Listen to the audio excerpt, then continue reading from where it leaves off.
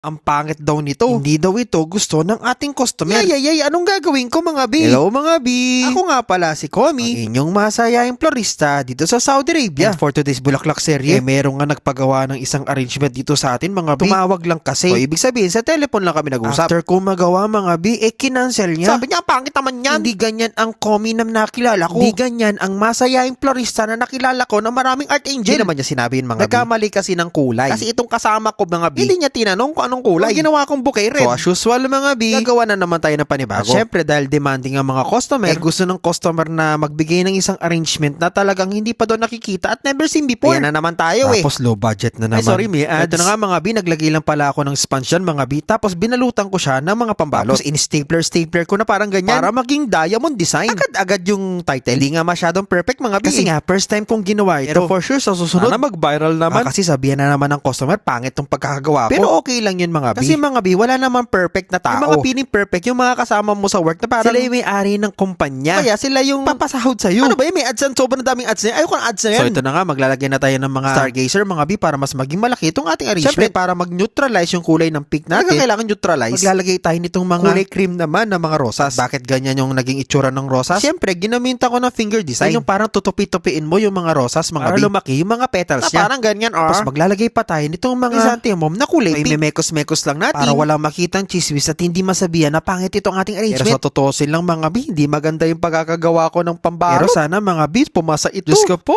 Nako mga bi, kasi kaya naging ganyan yung pambalot ko kasi nga minamadali ko. Yan ang sinasabi ko, pag minamadali kasi yung arrangement, hindi magiging maganda. Siyempre, magsasarado na daw yung hospital mga bi, kaya kasalanan ko na naman. Ito na nga, sisiksikan natin ng mga chrysanthemum mga bi, kasi nga ang ayaw ng customer, yung gypsophilia na panakiputas. Yun no? Ikaw mga bi, gusto mo ba ng panakiputas ka? Di ba hindi naman? Pero gypsophilia, pwede naman. Ano ba pinagsasabi mo ko? Ang bilis mo nagsalita kasi nagmamadali ka. Siyempre mga bi, spray na natin para mas maging fresh at mas maging maganda itong ating design. Doon nakita ni customer, nagreklamo na sabi nyo, maganda naman daw. Ang problema, paano nyo daw hawakan? Sabi ko doon sa may pinakailalim. Dami naman reklamo. So ito na nga mga bi, ito na yung finished product natin na skirting design. Yes mga bi, para kasing skirting yung pinakailalim na. Po ba mga bi, nagandaan po ba kayo? Comment down below. At syempre, wag nyo rin pong kakalimutan na mag-share ng ating video. Because the more sharing is the more blessing sa katapusan. Syempre mga bi, wag nyo rin pong kakalimutan na comment down kung saan na nakarating itong ating video. Malaman ko naman kung saan na nakakarating. Syempre, wag nyo rin pong kakalimutan na mag-share ng mga video natin mga bi. Syempre, ito yung pinaka-dapat yung unang-unang gagawin mga bi. Pag nagandaan kayo, mag-follow kayo mga bi. Syempre, para lagi po kayong updated sa mga ating mga bulaklak serye. Hatid sa inyo ng one and only na masayahing florista dito sa Saudi Arabia. Syempre mga bi, walang iba kundi ang inyong si Komi. So, paano ba yan mga bi? Maraming salamat po sa pagtutok at pagsuporta nyo po sa ating mga videos. So, paano ba yan mga bi? Sa susunod ulit wag makakalimut mag-follow. See you soon, mama chup chup!